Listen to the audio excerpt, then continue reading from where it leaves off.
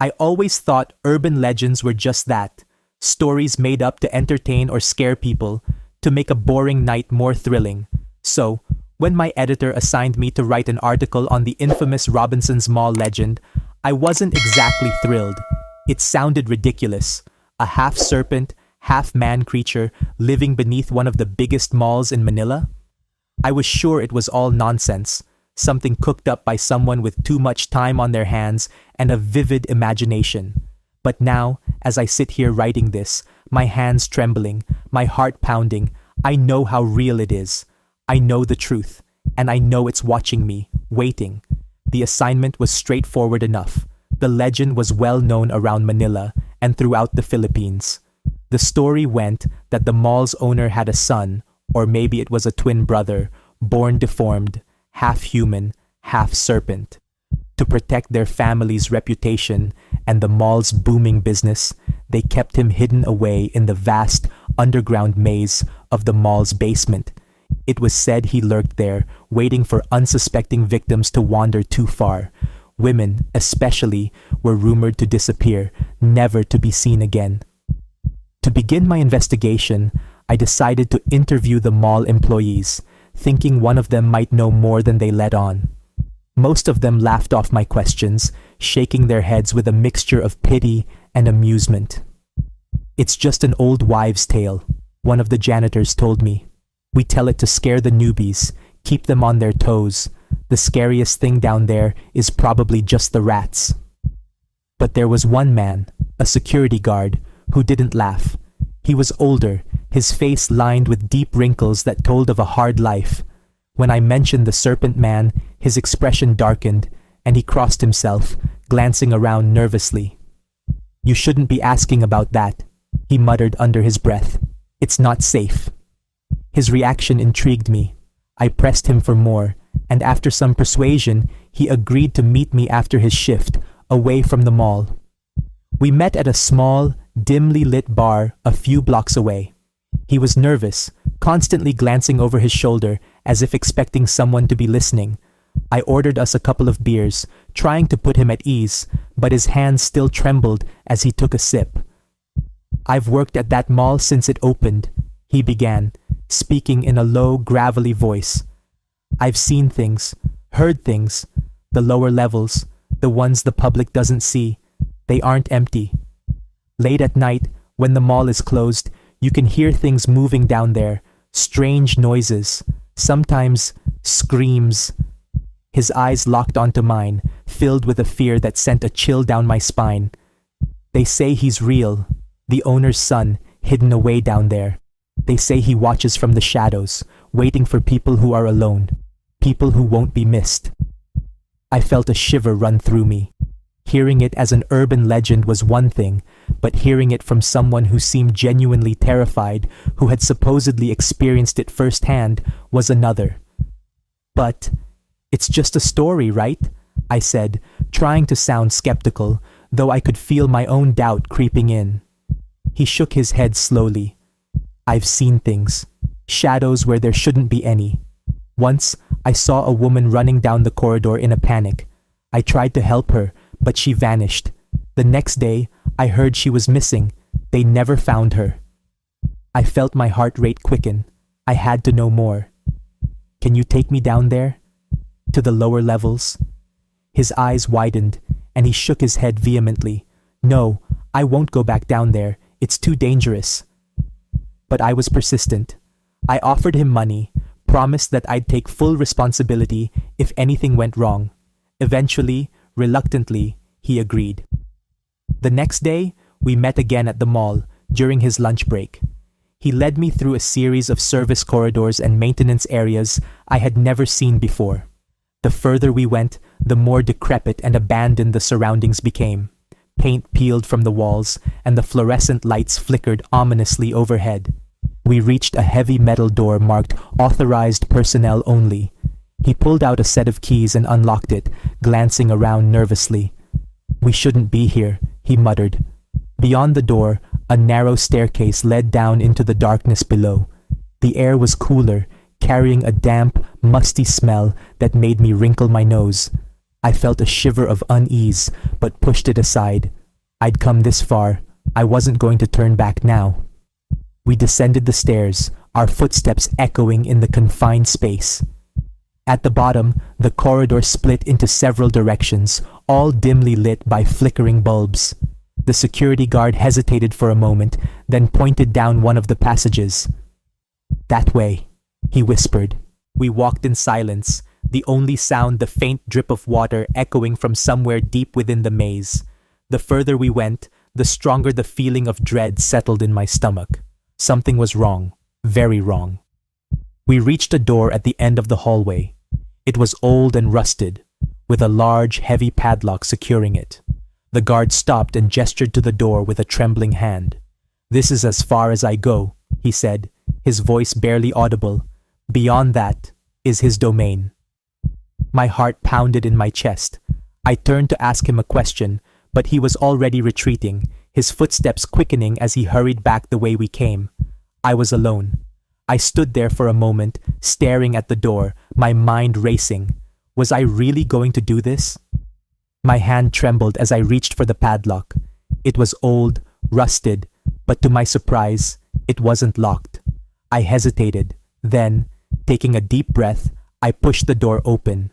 It creaked loudly, the sound echoing off the walls like a scream in the dark. Beyond the door was a large, dimly lit room. Dust coated the floor in a thick layer, and the air was thick with the stench of decay. But what caught my attention most were the chains. They hung from the walls, long and heavy, with large, rusted shackles at their ends.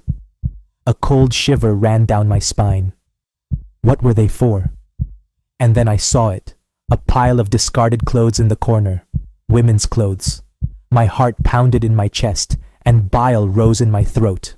I wanted to turn and run, but something kept me rooted to the spot, and then I heard it, a soft, slithering sound from the shadows at the far end of the room. My breath caught in my throat as I strained to see. At first, I saw nothing, just darkness, but then, movement, a shape slowly emerging from the shadows. My blood ran cold. It was him, the creature. He was huge, his body long and serpentine, covered in dark, glistening scales, but his upper body, it was human, or at least it had been once. His skin was pale, almost translucent, and his eyes were a bright, piercing yellow that seemed to glow in the dim light. He stared at me, his lips curling into a grotesque smile that sent a wave of terror through my entire body. I wanted to scream, to run, but I couldn't move. I was paralyzed with fear. He slithered closer, his movements slow, deliberate. "Why have you come here?" His voice was a low hiss, barely more than a whisper, but it echoed through the room, sending chills down my spine. I tried to speak, but my mouth was dry, and no words came out. He laughed, a low, guttural sound that made my skin crawl. "You came looking for me, didn't you? You wanted to see if the stories were true." I nodded, unable to tear my eyes away from his. He moved even closer, his eyes boring into mine. "And now you've seen. Tell me, do I look like a legend to you?" I shook my head, my breath coming in short, panicked gasps. His smile widened, revealing sharp, yellowed teeth. "Good, because you're not leaving here, not alive, anyway." Panic surged through me, and I turned to run, but he was faster. He lunged, his powerful tail whipping around and knocking me off my feet. I hit the ground hard, the air knocked out of my lungs. He was on me in an instant, his cold, scaly hands wrapping around my throat. I gasped, struggling to breathe, my vision blurring. I felt his breath on my face, hot and rank, as he leaned in closer. "Don't worry," he hissed. "I won't kill you, not yet." With a sudden jerk, he dragged me across the floor toward the chains on the wall. I struggled, but he was too strong. He slammed me against the cold, damp wall, fastening the shackles around my wrists and ankles. I screamed, kicking and thrashing, but it was no use. The chains were too tight, too strong. I was trapped. He stepped back, watching me with that sick, twisted grin on his face. "You're mine now," he whispered. "Forever." I pulled at the chains, desperation clawing at my chest. I couldn't stay here. I couldn't. But as I struggled, I realized there was no escape. He moved closer again, his eyes never leaving mine. "Don't worry," he whispered again. "I'll take good care of you. You'll learn to love it here, just like the others." My blood ran cold. The others. I looked around the room at the discarded clothing, the chains, the dark stains on the floor. How many others had there been? How many had come down here, searching for a story, only to find this nightmare? I felt tears streaming down my face, my body trembling with fear. "Please," I whispered. "Let me go. I won't tell anyone. I promise." He laughed again, a cruel, mocking sound. "Oh, I know you won't, because no one will believe you. No one ever does."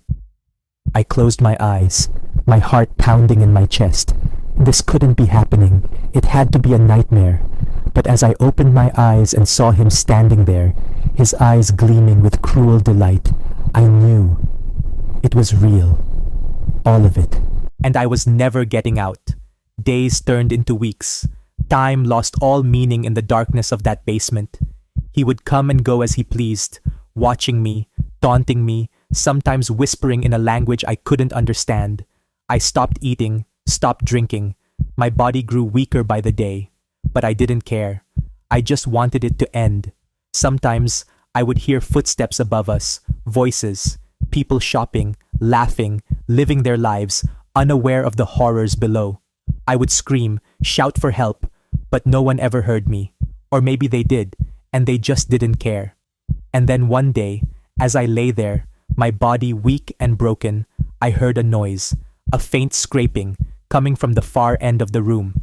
I opened my eyes, my vision blurred, but I could just make out a figure in the shadows. It was a man. He was thin, his clothes tattered and torn, his hair a tangled mess. He looked at me, his eyes wide with fear and desperation. "Help me," he whispered, his voice barely audible. My heart ached with sympathy. He was like me, another victim, another prisoner in this nightmare. I wanted to help him, to save him, but I couldn't even save myself. I watched helplessly as he crawled toward me, his movements slow and labored. And then I saw the creature. He was behind the man, his eyes fixed on him with that same cruel smile. He moved silently, his body gliding across the floor like a shadow. The man didn't see him until it was too late. The creature lunged, grabbing him by the hair and dragging him back. He screamed, a high-pitched, terrified wail that echoed through the room, sending chills down my spine. I closed my eyes, tears streaming down my face. I couldn't watch. I couldn't. But the man's screams didn't stop. They went on and on, filling the darkness with a haunting, terrifying sound that I knew I would never forget. And then, violence. I opened my eyes, my body trembling with fear. He was gone. They were both gone. I was alone again. I lay there, my heart heavy with despair. How long would I last? How long until the creature decided I was no longer useful? And then I heard it, a faint whisper, barely more than a breath. "Help me." My heart skipped a beat. The man, he was still alive. Somehow, he had survived. I looked around, my eyes scanning the darkness, but I saw nothing. "Where are you?" I whispered, my voice trembling. "Here," he whispered back. "I'm here." I strained to see, but all I could make out were shadows. "I can't see you," I said, my voice breaking. "Don't look," he whispered. "Just listen." I did as he said, closing my eyes, focusing on the sound of his voice. It was faint, barely more than a whisper, but it was there. "You have to escape," he said, his voice weak and broken. "He'll kill you, like he killed the others." Tears streamed down my face. "I can't," I whispered. "I'm chained. I can't get out." "Yes, you can," he whispered. "There's a key in his room. Find it and run." His voice faded, growing weaker with each word. I opened my eyes, looking around frantically, but I saw nothing. He was gone. I felt a surge of determination. I wasn't going to die here. I wasn't going to end up like him, like the others. I had to find that key. I had to escape. But how? The creature would be back soon, and if he caught me... No, I couldn't think like that. I had to be strong. I had to survive. I waited, my body tense, every nerve on edge. I listened for any sound, any movement, but there was nothing, just silence. And then, footsteps, slow, deliberate, echoing through the darkness. The creature was coming. I took a deep breath, steeling myself. This was it, my only chance. He entered the room, his eyes immediately locking onto mine. I tried to appear calm, tried to hide my fear, but I knew he could see it. He moved closer, his eyes narrowing. "What are you planning?" he hissed, his voice low and menacing. I shook my head, trying to keep my voice steady. "Nothing," I said. I want to talk." He laughed, a cold, cruel sound. "Talk? About what?" "About you," I said, choosing my words carefully. "About why you're here." His expression changed, a flicker of curiosity crossing his face. "Why?" he asked, his voice softer, almost unsad. I took a deep breath, trying to keep my fear in check. "I want to understand," I said. "Why do you do this? Why do you keep us here?" For a moment, he was silent, his eyes boring into mine. Then he sighed, a deep, heavy sound. "You wouldn't understand," he said softly. "No one ever does." "Try me," I said, my voice barely more than a whisper. He stared at me for a long moment. Then, slowly, he began to speak. He told me of his life, his loneliness, his hatred for the world above that had cast him out, rejected him.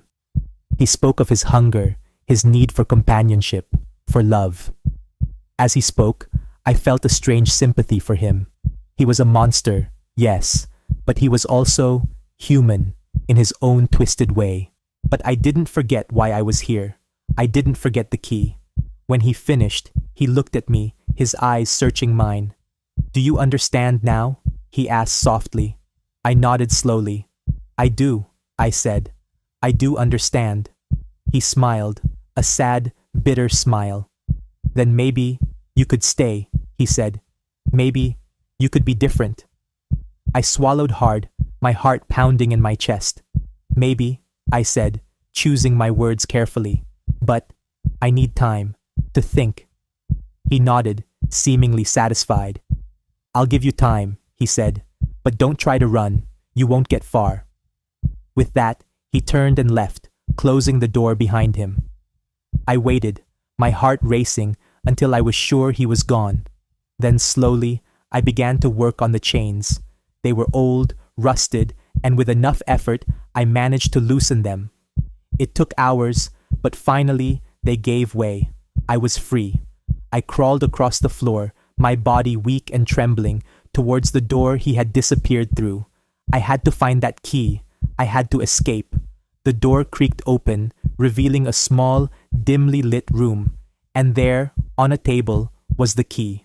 I grabbed it, my heart pounding in my chest. This was it, my chance. I turned, heading for the door, when I heard it, a low hiss coming from the shadows. I froze, my blood running cold. He was there, watching me, his eyes gleaming in the darkness. "You shouldn't have done that," he hissed. I turned and ran, my heart pounding in my chest, my breath coming in short, panicked gasps. I ran down the hallway, up the stairs, my body screaming in protest, but I didn't stop. I couldn't. I burst through the door, into the light, into the mall. I was free. I ran, my body trembling, tears streaming down my face.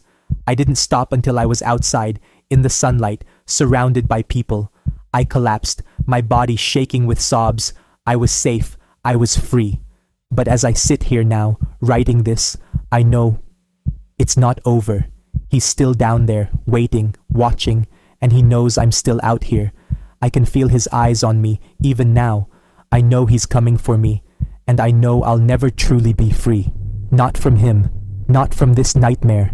I'm begging you, if you're reading this, don't go looking for him. Don't make the same mistake I did. Stay away from Robinsons Mall, because some legends are real, and some nightmares never end.